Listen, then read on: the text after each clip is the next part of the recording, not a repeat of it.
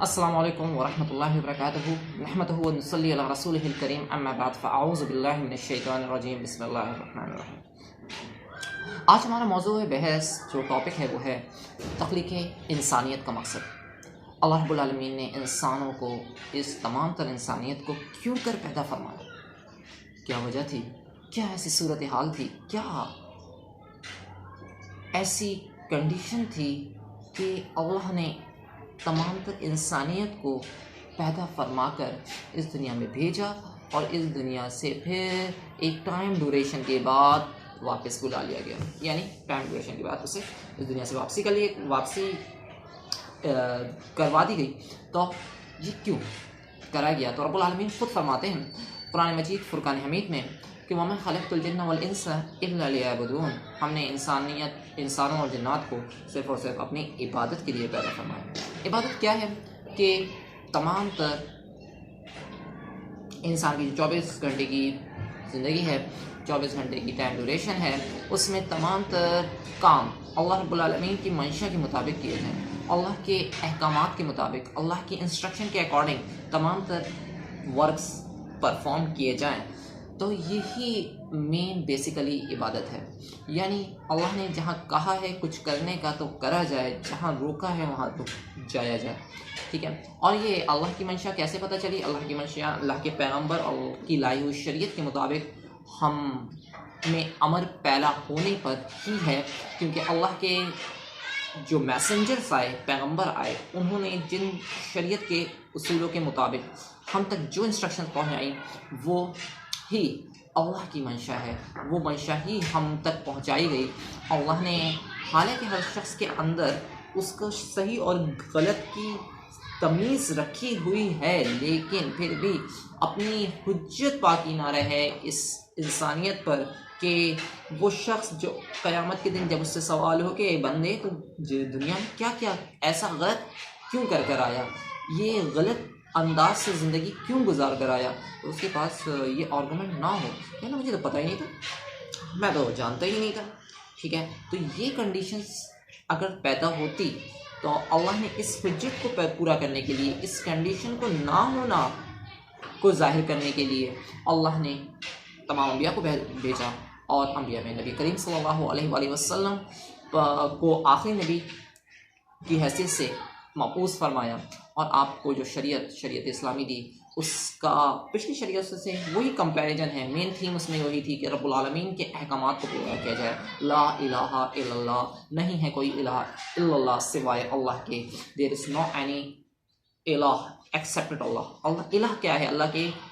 جس ذات کی منشا کو، جس ذات کے سامنے جھکا جائے، انسٹرکشن کو فالو کیا جائے، منشا کو پورا کیا جائے، اسے الہ کہتے ہیں۔ تو اللہ ہی کی ماننی ہے، اور اللہ کا مان کر ہی، اللہ کی مان کر ہی اس دنیا میں چلنا ہے۔ تو جو شخص اللہ کی مان کر اس دنیا میں چل گیا، اس نے دنیا کے مقصد کو پا لیا۔ شاعر اس کو خوب انداز سے ذکر کرتا ہے کہ میری زندگی کا مقصد تیرے دین کی سرفرازی، میں اسی لیے مسلمان، میں اسی لیے نمازی، ٹھیک ہے۔ اگر زندگی کا مقصد یہ ہو جائے کہ جو اللہ کی ہدایات ہیں اسی کو عمل پیرا رہا جائے، اس کو فالو کیا جائے، اور اس کے علاوہ سے ہٹ کر زندگی بسر کرنے سے گریز کیا جائے، تو یہ اللہ کی منشا پوری ہو رہی ہے۔ یہ انسان کی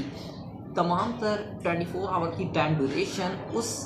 عبادت کے زمرے میں آ رہی ہے، عبادت کے انڈر آ رہی ہے، جو مقصد ہے بیسیکلی تخلیق انسانیت کا، ٹھیک ہے۔ تو ہماری روزمرہ کی زندگی میں ہم جو بھی کام کرتے ہیں، چاہے ہم بولتے ہیں، کھاتے ہیں، پیتے ہیں، سوتے ہیں، جاگتے ہیں، اٹھتے ہیں، بیٹھتے ہیں، چلتے ہیں، پھرتے ہیں، جو کام کرتے ہیں، جو ایکٹیویٹیز کرتے ہیں، جو معاملات ہوتے ہیں ہمارے جاب سے ریلیٹڈ، بزنس سے ریلیٹڈ، کاروبار سے ریلیٹڈ، کچھ بھی، وہ اگر اللہ کے احکام کے مطابق ہو جائے تو ہماری زندگی عبادت بن جائے، اور اگر اللہ کے احکامات کے برخلاف ہوں گے تو ہماری زندگی عبادت کے پہلو سے نکل جائے گی، عبادت کے زمرے میں سے نکل جائے گی، اور جو مین ٹارگٹ ہے عبادت کرنا اللہ کی، وہ ٹارگٹ اچیو نہیں ہو پائے گا، اور جب وہ ٹارگٹ اچیو نہیں ہو پائے گا تو اللہ رب العالمین اس سے ریلیٹڈ ہی یوم آخرت کے دن، ڈے آف ججمنٹ پر پوچھیں گے کہ اے بندے تجھے بتایا گیا تھا، تجھے سمجھایا گیا تھا، تیرے اندر سے زمین نے تجھے آگاہ کرا تھا کیا رائٹ ہے کیا رانگ ہے، اس پر ہی اکتفا نہیں ہوا تھا، تمام انبیاء آئے تھے، انبیاء میں تیرے وقت کا نبی تجھ تک اپنی تعلیمات لایا تھا اور وہ تعلیمات تجھ تک پہنچی تھیں، پھر بھی تو نے صحیح کو صحیح جانتے ہوئے بھی صحیح پر عمل نہ کرا، غلط کو فالو کرا، تو کیا ہے کہ تو نے یہ سب کچھ کیوں کرا؟ اب انسان کے پاس ایکسکیوز کسی قسم کا نہیں ہوگا، انسان کسی قسم کا کوئی عذر پیش کر ہی نہیں پائے گا، اور جو بھی اگر کرنا چاہے گا تو وہ عذر قابل قبول نہیں ہوگا، اور ایسی کنڈیشن میں اس کو اس کی بھرپور سزا دی جائے گی۔ رب العالمین غفور الرحیم ہے، بخشش کا کوئی بھی بہانہ مل جائے وہ الگ بات، لیکن جہاں تک اللہ کے انصاف، عدل و انصاف کا معاملہ ہے، اگر اللہ اپنے عدل و انصاف پر آئیں تو ہماری تو یہ حیثیت ہی نہیں کہ ہم عدل اور انصاف کے تقاضے کے مطابق نیک اعمال کی فہرست میں ہمارے اعمال لکھے جائیں، بدعمالیت کی فہرست سے ہم بچ جائیں، ہم اپنی لائف کا اور جس لائف ڈیوریشن میں ہم اپنی زندگی گزار رہے ہیں، زندگی بسر کر رہے ہیں، اس کا جائزہ لیں، تو اس میں تو معاملات ہی کچھ یوں ہیں کہ ہماری نیکیاں ہمارے گناہوں سے بہت کئی درجے کم حیثیت رکھتی ہیں، ہماری نیکیوں کی تو کوئی قدر و قیمت ہی نہیں ہے ان گناہوں کے نتیجے میں، کیونکہ ہماری لائف جو 24 آورس کی ٹائم ڈیوریشن چل رہی ہے روزمرہ کی، اس میں کیا کیا غلطیاں ہم سے سرزد ہوئی ہوتی ہیں، اور ہر غلطی کرنے والا بنی آدم ہی ہوتا ہے، کہ اللہ رب العالمین کے نبی صلی اللہ علیہ وآلہ وسلم نے فرمایا کہ کل بنی آدم خطا کار، تمام بنی آدم خطا کار ہیں، لیکن بہترین خطا کار وہ ہے جو خطا کرنے کے بعد سوری کرے، توبہ کرے، اپنے رب سے اپنی خطاؤں کی معافی مانگے، اور یعنی تمام تر بنی آدم، تمام انسانیت خطا ان کے لیے کوئی اہم چیز وہ نہیں ہے کہ اسپیشل چیز ہے، خطا کسی ایک سے ہو، معصوم کوئی نہیں ہے انسانیت میں، نبیوں کا معاملہ الگ ہے، لیکن انسانیت غلطی کرے گا، غلطی ہوگی، لیکن غلطی کے بعد معافی طلب کرنے والا، اللہ سے غلطی کی بخشش مانگنے والا سب سے بہترین انسان ہے، اور جو بخشش نہیں مانگے